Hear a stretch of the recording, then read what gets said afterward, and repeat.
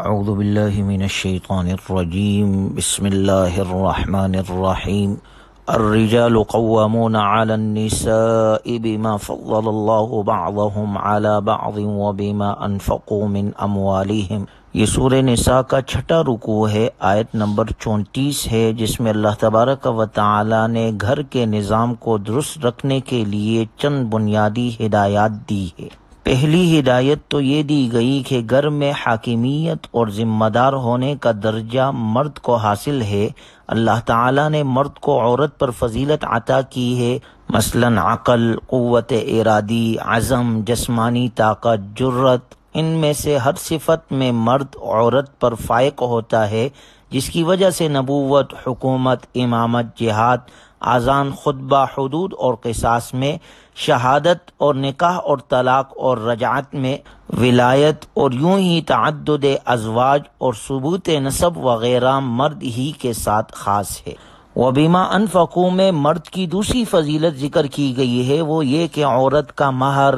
نان و نفقہ، گھر اور دیگر اخراجات مرد کے ذمے ہوتے ہیں۔ اور پھر غور کیا جائے، جس جماعت اور جس گھر کا کوئی سربراہ نہ ہو، اسے انتشار اور افتراق سے کوئی نہیں بچا سکتا، لیکن اس سربراہی کا یہ مطلب نہیں کہ مرد کو آقا اور عورت کو لونڈی کا درجہ دے دیا جائے، بلکہ ان کا باہمی تعلق ایسا ہوگا جیسے راعی اور رعیت کا ہوتا ہے۔ آگے اللہ تبارک و تعالی نے فالصالحات قانتات حافظات للغیب بما حفظ اللہ میں ازدواجی زندگی کے اعتبار سے عورت کی دو حالتیں بیان فرمائی ہے۔ صالحات یعنی نیک عورتوں کی اللہ نے دو بڑی صفات بیان کی ہے، ایک یہ کہ وہ اللہ کی اور اللہ کے رسول کی اور پھر اپنے شوہر کی فرمانبردار ہوتی ہے،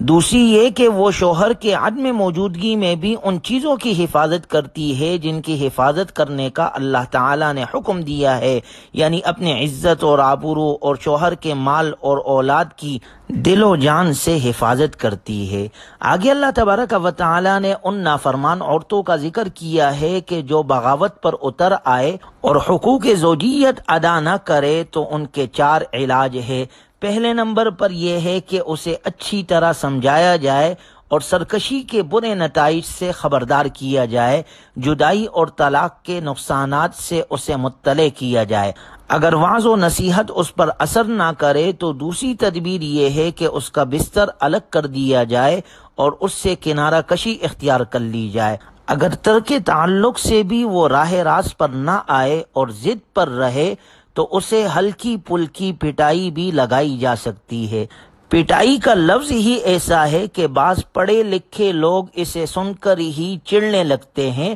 کہ قرآن کریم نے پٹائی کی کیسی اجازت دے دی ہے۔ یہاں پر اس بات کو سمجھنے کی ضرورت ہے کہ قرآن کریم کے مخاطب ہر طبقہ، ہر سطح اور ہر ذہنیت کے لوگ ہیں، شہری بھی ہے، دیہاتی بھی، جنگلی بھی، صحرائی بھی، شریف الطبع لوگ بھی اور اکڑ مزاج بھی، باکردار بھی اور بدکردار بھی۔ اسلام نے ہر عورت کی پٹائی کی اجازت نہیں دی، بلکہ صرف اسی عورت کی پٹائی کی اجازت دی ہے جو اس کے علاوہ دوسری کوئی زبان نہ سمجھتی ہو، اور ظاہر ہے کہ پسماندہ معاشروں میں ایسی عورتیں بھی ہوتی ہیں جو پٹائی کے بغیر راہ راست پر نہیں آتی، لیکن وہ ظالم مرد جو چھوٹی چھوٹی باتوں پر وحشانہ انداز میں عورتوں کی پٹائی لگاتے ہیں، ان کے اس ظلم اور زیادتی کا اسلام سے کوئی تعلق نہیں۔ اور پھر پٹائی کی اجازت بھی صرف اس شخص کو ہے جو اس سے پہلے ہلکی تدبیریں آزما چکا ہو اور ان کا کوئی فائدہ ظاہر نہ ہوا ہو۔ ایسے لوگوں کو ہاتھ اٹھانے کی ہرگز اجازت نہیں جو مار پیٹ ہی کو پہلا اور آخری علاج سمجھتے ہیں۔ چنانچہ اس کے بعد اس آیت مبارکہ میں میاں بیوی کے اختلاف کا چوتھا علاج بتایا گیا ہے کہ ان دونوں کے درمیان خاندانی سرپرستوں مسلمانوں کی جماعت اگر واقعی خلوص دل سے وہ ان کے درمیان مصالحت کرانا چاہیں گے تو اللہ تعالیٰ کوئی نہ کوئی راستہ نکال دے گا۔ ازدواجی اور خاندانی اختلاف عدالتوں میں لے جانے کے بجائے تحکیم کے ذریعے سے حل کرنے چاہیے۔ اگلی آیت میں اللہ تعالیٰ کا ارشاد ہے وَاعْبُدُوا اللَّهَ وَلَا تُشْرِكُوا بِهِ شَيْئًا وَبِالْوَالِدَيْنِ إِحْسَانًا ان آیات میں مختلف اخلاق کا بیان ہے۔ ان میں وہ اخلاق بھی ہے جن سے اللہ خوش ہوتا ہے اور وہ اخلاق بھی ہے جن کی وجہ سے اللہ ناراض ہوتا ہے۔ سب سے پہلے اللہ تعالیٰ کی عبادت کا حکم ہے، اس لیے کہ عبادت اور اخلاص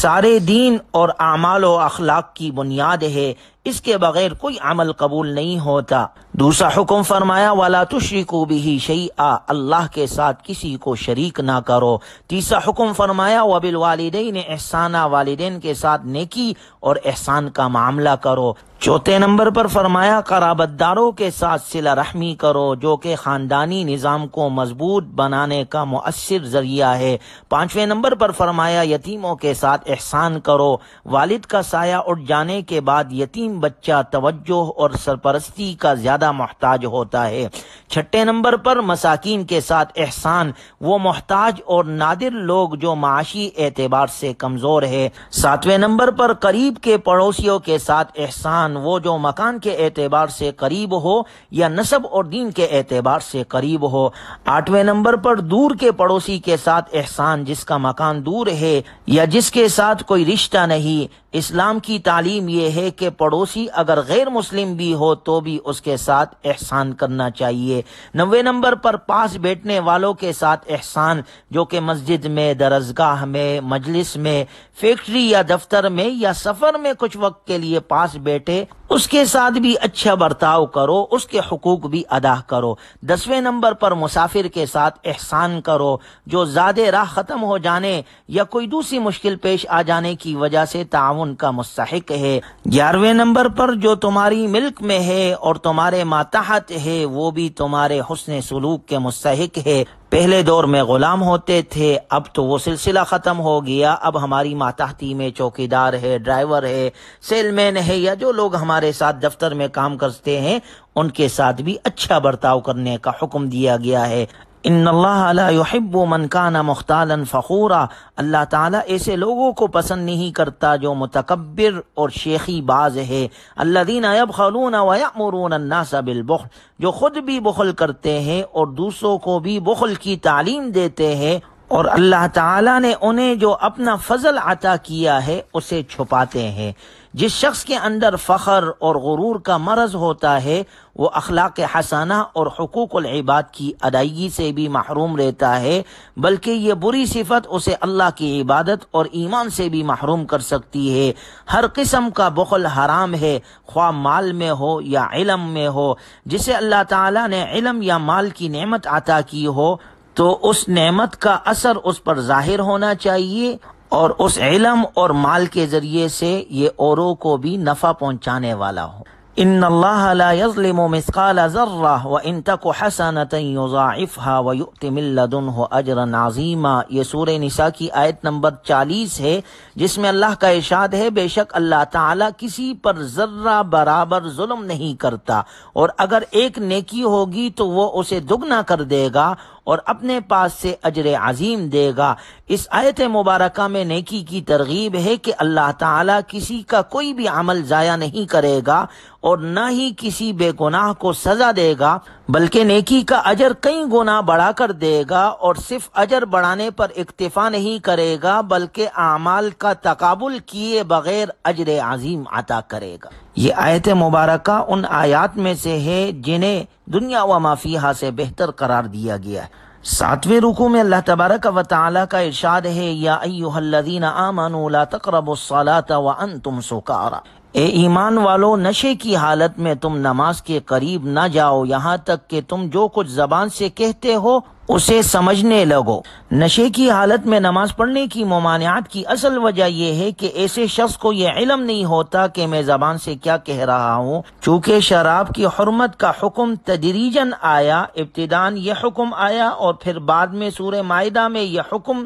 ابدی طور پر نازل ہو گیا، یا ایھا الذین آمنوا انما الخمر والمیسر والانصاب والازلام رجس من عمل الشیطان فاجتنبوہ، اس آیت مبارکہ کے ذریعے سے شراب کو قیامت تک کے لیے حرام کر دیا گیا، لہٰذا اب قیامت تک کے لیے شراب حرام ہے۔ آگے اگلا حکم فرمایا وَلَا جُنُوبًا إِلَّا عَابِرِي سَبِيلٍ حَتَّى تَغْتَسِلُوا وَإِن كُنتُم مَّرْضَىٰ أَوْ عَلَىٰ سَفَرٍ أَوْ جَاءَ أَحَدٌ مِّنكُم مِّنَ الْغَائِطِ أَوْ لَامَسْتُمُ النِّسَاءَ فَلَمْ تَجِدُوا مَاءً فَتَيَمَّمُوا صَعِيدًا طَيِّبًا فَامْسَحُوا بِوُجُوهِكُمْ وَأَيْدِيكُمْ، یوں ہی ناپاکی کی حالت میں بھی غسل کیے بغیر نماز کے قریب نہ جاؤ۔ ہاں اگر تم سفر پر ہو تو پانی نہ ملنے کی صورت میں تیمم سے نماز پڑھ سکتے ہو، یا تم میں سے کوئی استنجا سے آیا ہو یا تم نے بیوی سے صحبت کی ہو، پھر تمہیں پانی میسر نہ آئے تو پاک مٹی سے تیمم کر لیا کرو، یعنی اپنے چہروں اور ہاتھوں پر پہن لیا کرو، بے شک اللہ بہت معاف کرنے والا اور بخشنے والا ہے۔ حالت جنابت میں نماز بھی جائز نہیں اور مسجد میں داخل ہونا بھی جائز نہیں۔ غسل جنابت کا مسنون طریقہ یہ ہے کہ پہلے وضو کر لے، پھر پورے جسم پر پانی بہائے یہاں تک کہ ایک بال کی جگہ بھی خشک نہ رہ جائے۔ اگر بیماری کی وجہ سے پانی کا استعمال سخت مضر ہو یا سفر میں پانی دستیاب نہ ہو تو وضو اور غسل کے بجائے تیمم کیا جا سکتا ہے۔ اللہ تعالی ہمیں قرآنی تعلیمات پر عمل کی توفیق نصیب فرمائے۔ وآخر دعوانا ان الحمد للہ رب العالمین۔